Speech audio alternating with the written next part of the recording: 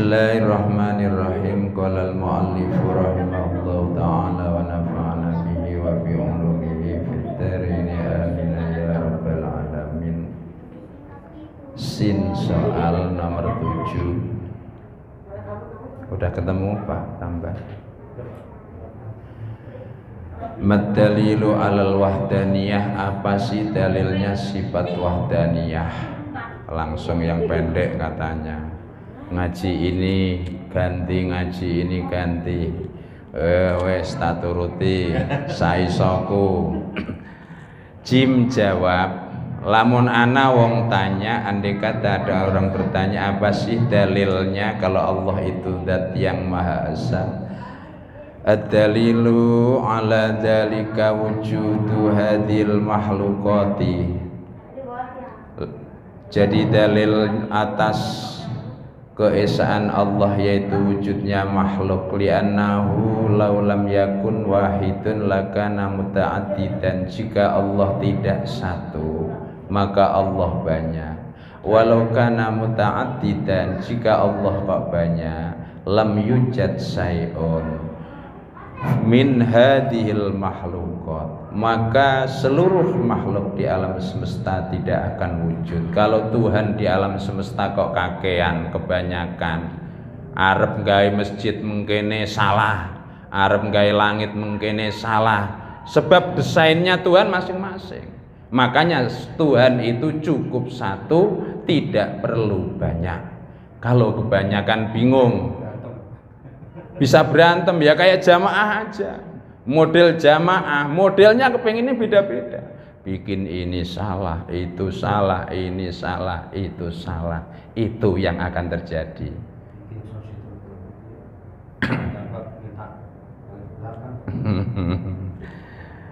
Bismillahirrahmanirrahim.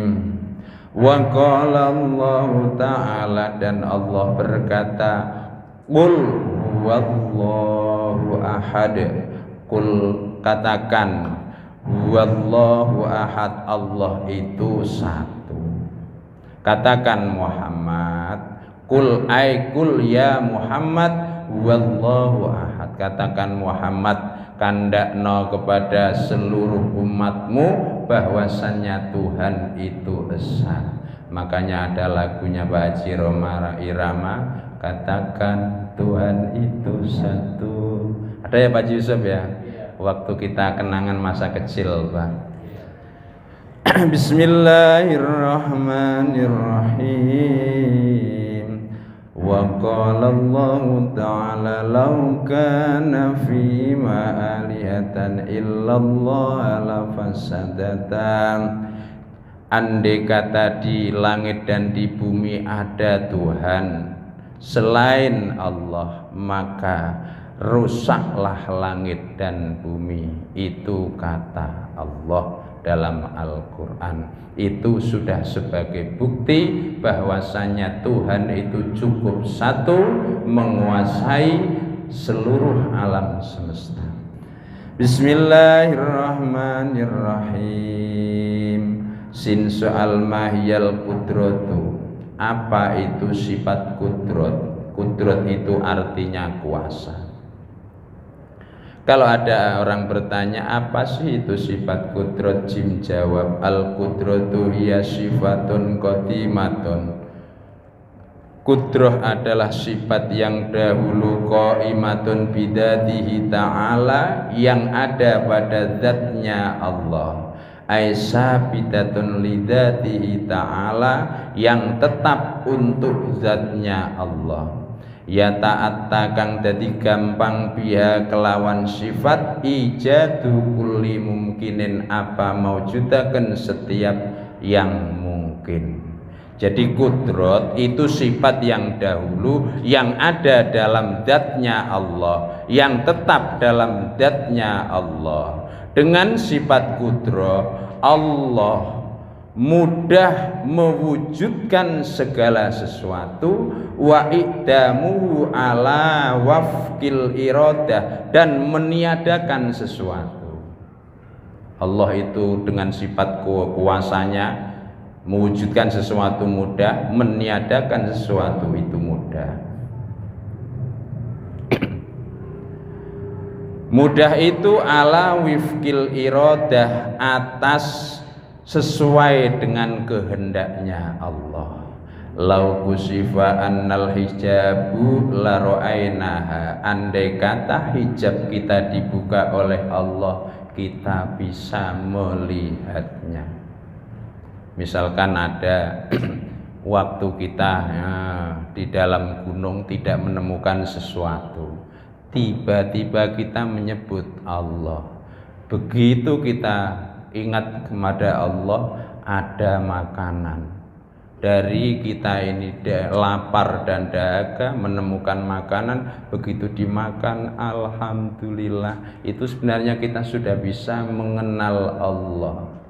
Alhamdulillah. Kita kan sering bolak-balik ya Pak ya, habis mangan alhamdulillah, pas waktu kita buka puasa alhamdulillah. Lah itu loh, kita ini sebenarnya udah kenal sama Allah. Dari situ kita bisa menikmati bagaimana rasa sayangnya Allah kepada kita. Cuman tergantung masing-masing keimanan kita. Ini ditambahi apa gimana Pak Haji? Tambahi. Kula makan ceramah ya tak iso-isokno walaupun ra iso. Pengen kayak siapa? Anaknya Pak Zainuddin, oke, insyaallah nanti. Bismillahirrahmanirrahim. Sing penting wani pira anaknya Pak Zainuddin 6 juta, 8 juta, ya aku kudune paling ora ya 3 juta, 4 juta. Guyanan bajian Nas. Bismillahirrahmanirrahim. Sin soal mad dalilu alal kudroh. Apa sih dalilnya sifat kudrohnya Allah? Kalau ada orang bertanya seperti itu, Jim jawab, ad-dalilu ala dalika wujudu hadil mahlukoti. Dalilnya adalah wujudnya seluruh makhluknya Allah. Li'annahu law lam yakun muttasifan bil qudrah, andai kata Allah tidak bersifatan sifat qudrah mampu, lakana muttasifan bil ajzi, maka Allah itu bersifatan lemah. Kalau Allah enggak sifat qudrah berarti Allah lemah. Walau kana muttasifan bil ajzi lam yujad syai'un min hadil makhluqat. Andai kata Allah itu kok lemah, tidak berdaya, bagaimana mungkin alam semesta ini bisa wujud? Bagaimana langit yang tanpa ada penyangganya bisa wujud? Bagaimana aras, bagaimana bumi, bagaimana lautan bisa wujud? Nah, semuanya itu atas kudrahnya Allah Subhanahu wa ta'ala. Wa qala Allah ta'ala, lan dawuh sapa Allah ta'ala, innallaha ala kulli syai'in qadir. Sesungguhnya Allah itu mampu atas segala sesuatu. Allah bikin segala sesuatu itu mampu. Mau bikin orang dalam sekejap jadi kaya raya sanggup. Mau menghancurkan orang dalam sekejap bisa. Saya sering melihat kejadian-kejadian yang aneh. Saya punya tetangga Pak, uangnya itu kalau boleh dibilang triliunan. Satu ketika hanya dikasih dengan sakit Pak, sakit stroke. Begitu masuk dalam rumah sakit instalasi, mereka itu sampai napasnya itu pakai oksigen. Begitu oksigen dicabut, padahal udah bertahun-tahun, semuanya dari pabrik, perusahaan habis semuanya hanya untuk bayar rumah sakit. Itu loh Allah bikin seperti itu dalam sekejap kecil. Itu kejadian-kejadian yang seperti itu kita kudu menelaahnya. Betapa ketidakberdayaan sebagai manusia itu. Sebagai hamba itu tidak mampu berbuat apa-apa. Yang mampu hanyalah Allah. Kita hanya bisa berikhtiar. Makanya alhamdulillah kita dari tadi udah bisa berjamaah. Jamaah itu kata Kanjeng Nabi, sholatul jamaati marrotan wahidan khairun min sanataini. Jadi 2 tahun kita sholat sendirian di rumah ini Pak Haji Yusuf. 2 tahun itu dibanding kita jemaah sekali aja, itu masih bagus jemaah sekali. Alhamdulillah. Mungkin niku yo kumpul-kumpul yo iling-ilingan. Sing nomor loro maca selawat.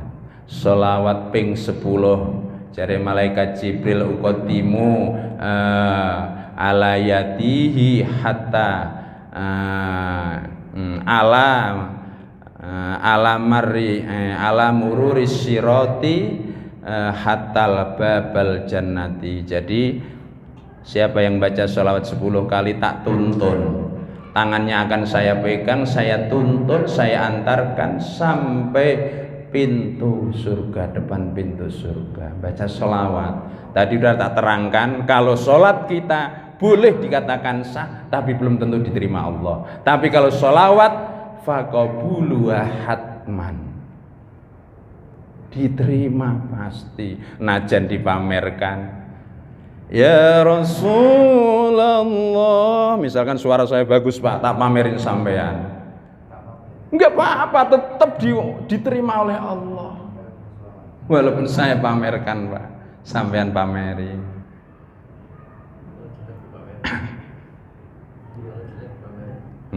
Ya enggak apa-apa. Kalau dalam hal selawat Pak.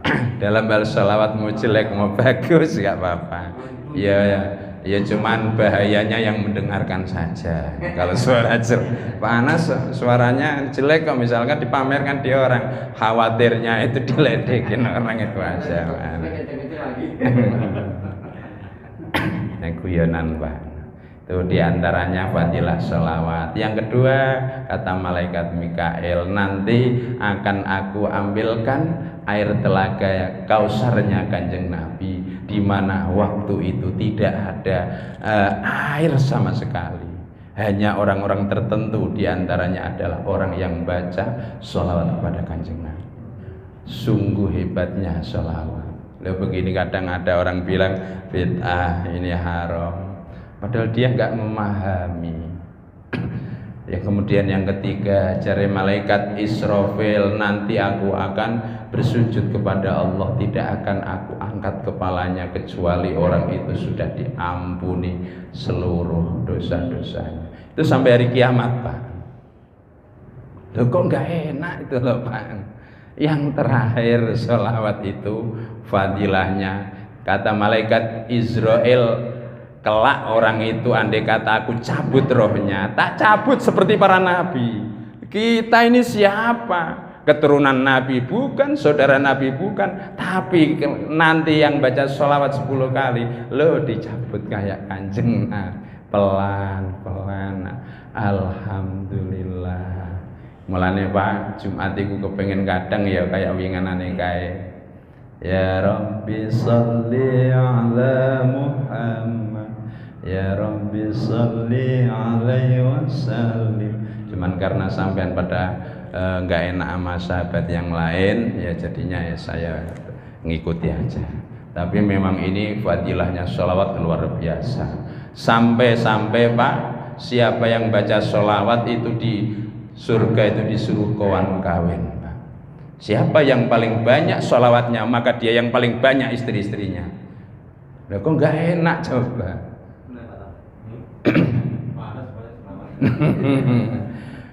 Kalau di dunia Pak Tambat itu pengen ngedeleng wanita sebelah cantik, nggak berani. Tapi pada waktu sampean ini di dunia sudah ngumpulin banyak sholawat Pak, di sana pasti dikasih Allah, diizinkan, istrinya nggak bakalan nolak, nggak bakalan. Udah diatur sama yang kuasa. Pindah sana, pindah sini, pindah sana, kamar yang pokoknya kamarnya banyak lah. Serba enak Pak, itu diantara fadilah sholawat. Sampai pernah saya terangkan dulu, waktu ada orang umat daripada Kanjeng Nabi Muhammad Sallallahu Alaihi Wasallam tidak pernah beramal, satu amal pun tidak pernah. Hanya pernah sesekali membaca sholawat. Sholat gak pernah, puasa gak pernah, zakat gak pernah, baik sama orang gak pernah, isinya mendem, teler, mabuk. Cuman pernah punya satu kebaikan. Begitu di padang mahsyar dia ditarik-tarik sama malaikat Malik. Nggak taunya pas malaikat Jibril lewat ketemu. Itu siapa? Malik. Ini umat Muhammad. Salahnya apa? Dia itu nggak pernah berbuat amal yang baik sama sekali. Dicoba dulu, jangan buru-buru ditarik-tarik. Akhirnya dilaporkan Kanjeng Nabi, malaikat Jibril, Assalamualaikum ya Rasulullah, saya ingin akhbir nilaika, saya ingin memberikan kabar kepada engkau. Tadi saya lewat itu berjumpa dengan umatmu yang diseret-seret malaikat Malik, mau dimasukkan ke dalam neraka. Wah, akhirnya Kanjeng Nabi buru-buru nyamper. Begitu disamper, jawab orang itu, saya memang tidak pernah punya kebaikan, hanya pernah baca satu sholawat. Akhirnya apa? Kanjeng Nabi mohon kepada Allah, ya Rob. Habis itu sujud kepada Allah, mohon kepada Allah, selamatkan umatku yang pernah membaca sholawat kepada, walau marrotan wahidan, walaupun satu kali. Subhanallah. Ini faedah daripada baca sholawat. Maka sering-seringlah kita ini bersholawat. Makanya para habaib kalau sholawat sampai jam 1 Pak, pokoknya sholawat. Soalnya tak paham. Dia paham kedalamannya sholawat, dia paham keutamaan sholawat. Makanya dia itu kuat sampai jam 12, kuat. Makanya saya mencoba Pak. Iya, marawis itu.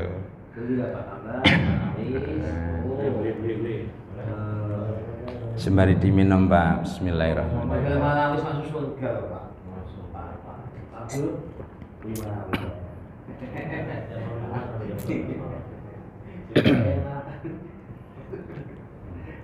Ya wes, ini nanti kapan-kapan dipikirkan.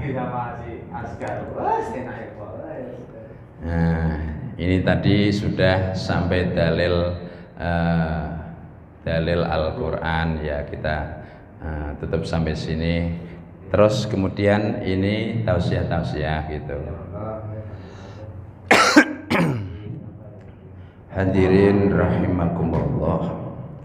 Satu ketika seorang sahabat bertanya kepada baginda Nabi Muhammad sallallahu alaihi wasallam, "Ya Rasul, bagaimana agar saya hidup di dunia bisa mendapatkan sebuah kebahagiaan hingga sampai aku nanti di akhirat pun juga dapat kebahagiaan?" Pada waktu Kanjeng Nabi ditanyain seperti itu, kemudian Nabi berkata, mudah diucapkan tapi sulit dipraktekkan. Caranya bagaimana Kanjeng Nabi? Jawab Kanjeng Nabi, jadilah hamba Allah yang dicintai Allah. Ayyul a'mali ahabbu ilallah. Mana amal yang paling dicintai oleh Allah ya Rasul? Itu pertanyaan seorang sahabat kepada baginda Nabi. Jawab Kanjeng Nabi, jadilah kamu orang yang dicintai Allah Subhanahu wa ta'ala. Nah, caranya bagaimana? Pertama yang kudu dikerjakan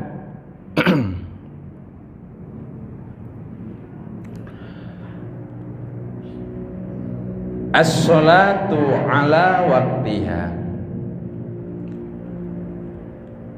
Jadi kalau pengen jadi orang yang dicintai oleh Allah, yang pertama yang harus dilakukan yaitu sholat pada waktunya.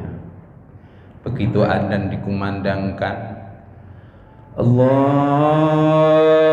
Akbar, Allahu Akbar. Di Mekah ya panasnya. Allahu Akbar, Allahu Akbar. Kita bergegas-gegas, Mas. Tinggalkan aktivitas dunia. Kita berbondong-bondong ke rumahnya Allah. Tuh, kalau kita di Mekah itu seperti Pak Haji Yusuf waktu dulu ya Pak ya. Pokoknya nggak mikirin apa-apa, indah dengan Allah, berkunjung ke rumahnya Allah. Mudah-mudahan kita semua kelak nanti pada bisa ke rumahnya Allah. Amin ya rabbal alamin. Yang udah pernah ya mudah-mudahan bisa ke sana lagi. Ya, tapi gantian Pak, yang belum biar duluan, kasihan. Pokoknya kalau sudah di sana itu enak. Nah, intinya yang pertama sholat. Summa ayu ya Rasul, kemudian amal apa ya Rasul? Jawab Rasulullah, birrul walidain. Kalau kamu pengen bahagia dunia sampai akhirat, yang kedua syaratnya birrul walidain, berbuat baik kepada kedua orang tua.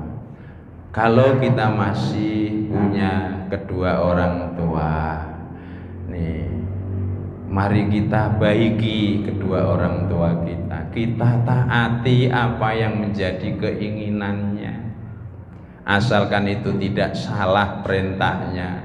Misalkan hanya panas, coba sebulan itu balik, kenapa? Nas balik, taati Pak. Selama kita masih mampu, ada duit, ada kendaraan, kita taati. Yang tidak boleh ditaati dari orang tua itu hanyalah pada waktu perintah kepada kesalahan. Misalkan kita ini disuruh keluar daripada agama Islam, kita disuruh, apalagi disuruh berbuat salah lah, intinya seperti itu. Nah, kalau dalam hal yang baik, kata Allah, fala taqul lahuma uffin, jangan pernah berkata kepada kedua orang tua artinya apa? Jangan berkata sesuatu yang menyakitkan. Jangan sekali-kali, sebab orang tua, jari orang tua itu malati setiap ucapannya. Siapa yang melawan orang tua kualat.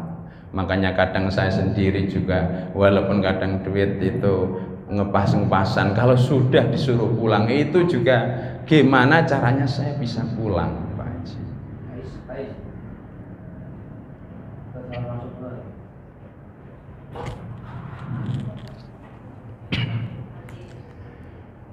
Bismillahirrahmanirrahim. Allahumma shalli ala sayyidina Muhammad. Allahumma shalli ala sayyidina Muhammad. Para jamaah rahimakumullah, apalagi kalau orang tua kita ini kalau sudah sedang sakit, Pak. Sedang sakit, kadang kita ini butuh kesabaran, Pak. Kalau nggak sabar-sabar ya terkadang kita kena imbasnya. Ya pokoknya intinya berbuat baik sama orang tua. Ingat jasa orang tua waktu kecil, kita dijebokin, dimandiin, sakit ya dicariin duit, diobatin, bawa rumah sakit. Kudu eling dari kecil, masa kecil. Tidak ada duit orang tua sampai ngutang-ngutang, Pak. Loh, giliran orang tua lagi sakit Pak, terkadang anak itu sampai iren Pak, iren. Ya namanya keluarga, yang satu kadang nyuruh yang lain Pak. Saya mau ngurusi tapi dengan catatan sawah yang di sana nanti yang garap saya 10 tahun. Kadang ada seperti itu Pak. Makanya ada pepatah, tidak akan mampu seorang anak membalas jasa daripada orang tua kita. Tapi mudah-mudahan melalui pengajian ini kita diingatkan untuk kembali bisa birrul walidain, berbuat baik kepada kedua orang tua. Lah bagaimana Pak kalau orang tua sudah tiada? Kalau orang tua sudah diwafatkan Allah, sudah meninggal, ya dengan doa-doa anak. Tiap malam Jumat kita hadiahi Fatihah, hadiahi surat Yasin dan lain sebagainya. Jadi amalan yang dapat membahagiakan di dunia sampai di akhirat, pertama sholat 5 waktu, sholat pada waktunya, 2 birrul walidain. Kira-kira udah bisa dipahami Pak Haji? Soalnya ini dadakan saya, jadi ya enggak persiapan ya, yang penting ya ada. Bismillahirrahmanirrahim. Summa ayu ya Rasul al jihadu fi sabilillah. Yang ketiga, amalan yang bisa menjadikan engkau dicintai oleh Allah atau bahagia dunia akhirat, yang terakhir adalah jihad fi sabilillah, berjuang di jalan Allah. Berjuang di jalan Allah itu macam-macam. Kalau kalian itu ingkana ghaniyan fajahidu fi biamwalikum, jika engkau orang kaya berjuanglah dengan hartamu. Wa ingkana aliman, jika dia itu orang alim, fajahidu bi ilmikum, maka berjihadlah dengan ilmumu. Wa in kana fakiran fajahidu bi af'alikum au bi kasbikum. Bapak-bapak rahimakumullah. Jadi orang jihad itu gambarnya model-model. Jadi ada jihad bagi orang kaya, orang yang mampu itu jihadnya pakai hartanya. Pak Haji kok duitnya banyak, ya sampean gimana caranya ini masjid ini rame? Nah mestinya kan orang kaya kudu pakai hartanya. Nah, misalkan ini Pak Anas kok dengan ilmunya pandai, pinter, alim, ya maka dengan ilmunya. Nah, misalkan ini saya yang enggak pinter, enggak, duit enggak ada, ya berjuang dengan tenaga, nyiapin makanan, minuman dan lain sebagainya. Kira-kira bisa dipahami ya Pak Haji ya. Jadi 3 amalan itu dicintai, sangat dicintai oleh Allah Subhanahu wa taala. Pertama as-shalatu ala waktiha, kemudian birrul walidain, usahakan kalau orang tua masih ada selalu sambangi Pak. Doanya itu mengalahkan doa para wali-wali Allah. Sampai Kanjeng Nabi aja nggak berani Pak. Satu ketika ada pemuda ingin berjihad bersama Rasulullah, ditanya sama Kanjeng Nabi, ada seorang masih muda, ya Rasul, saya pengen ikut berjuang kepada engkau, ikut membela agama Allah. Tanyain sama Kanjeng Nabi, kamu masih punya orang tua enggak? Saya masih punya ibu, ya Rasul. Ibu saya saat ini sedang sakit. Udah kamu temenin ibu kamu, enggak usah ikut.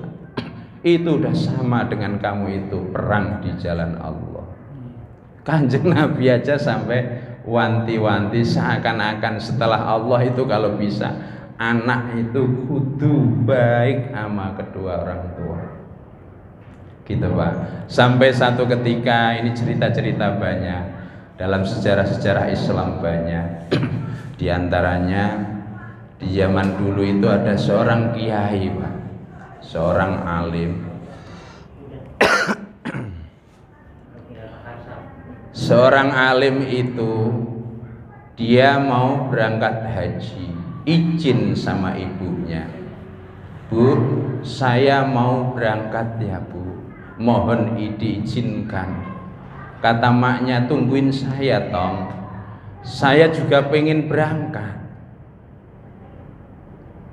Tapi karena maknya sudah tua, takut nanti ibarat kalau sekarang itu rombongannya muda-muda, emaknya sudah tua Pak tambah izin, lah ngerepotkan, lah sudah tua dilihat nggak enak, diajak selfie nggak enak, udah malah saya tak berangkat sendiri aja. Akhirnya berangkat terjadi jret sampai di kota Mekah. Tapi dalam keadaan orang tua belum ngasih ridho. Saya nggak ridho kalau kamu berangkat buru-buru. Saking tidak ridhonya orang tua ngomong seceploknya. Nah, akhirnya anak berangkat sampai sana, begitu sholat di dalam Masjidil Haram, tiba-tiba tetangga yang ada di sebelah Masjidil Haram ada kemalingan. Maling pas kebetulan masuk ke Masjidil Haram, jret. Nah, dicari-cari nggak ada, yang ada seorang alim yang sedang sholat. Yang terjadi apa? Ini paling malingnya pura-pura melakukan sholat. Akhirnya dihakimi. Enaknya bagaimana? Ya udah potong dua tangannya, potong dua kaki, ambil kedua matanya, mata. Subhanallah. Enggak taunya dalam sebentar kemudian orang tuanya, ibunya itu hadir. Pas anak orang itu taruh di depan pintu Ka'bah, akhirnya ibunya nanya. Ada seorang ibu-ibu ya belum tahu kalau itu anaknya, ditanya, dikasih, pertama dibawain roti, dibawain minuman, ditawarkan, enggak tak. Jawab anak itu, saya nggak bisa ngelihat Bu. Lah kok nggak bisa ngelihat, kenapa? Soalnya saya itu tadi dituduh nyuri, akhirnya saya dihakimi. Singkat cerita, ditanya, aslinya kamu ceritanya bagaimana? Waktu saya mau berangkat ke sini itu minta izin ibuku di kampung, saya tidak diizini. Saya tetap ngeyel berangkat, begitu sampai sini ternyata inilah yang terjadi. Akhirnya maknya inget, akhirnya nangis kemudian munajah sama Allah. Kata ibunya, andai kata yang terjadi seperti ini, saya juga tidak akan berdoa, enggak minta sama Allah yang tidak. Artinya apa? Ini kita sebagai orang tua kalau ngomong terhadap anak-anak kita, berkatalah dengan yang baik Pak. Jangan suka mendoakan yang enggak. Misalkan ini kita lagi jengkel nih Pak, tambah-tambah anak, tabrak mobil, kadang orang tua kan ada suka begitu. Nah, takutnya terjadi beneran Pak. Soalnya itu doa kita, kemauan kita. Makanya ibarat kalau di orang India, adat India, orang tua itu diwanya anak, Tuhannya anak. Jadi apa yang diinginkan itulah itu yang terjadi. Ya, mudah-mudahan sedikit-sedikit yang saya sampaikan ini membawa manfaat untuk kita fid dini wad dunya wal akhirah. Amin ya rabbal alamin.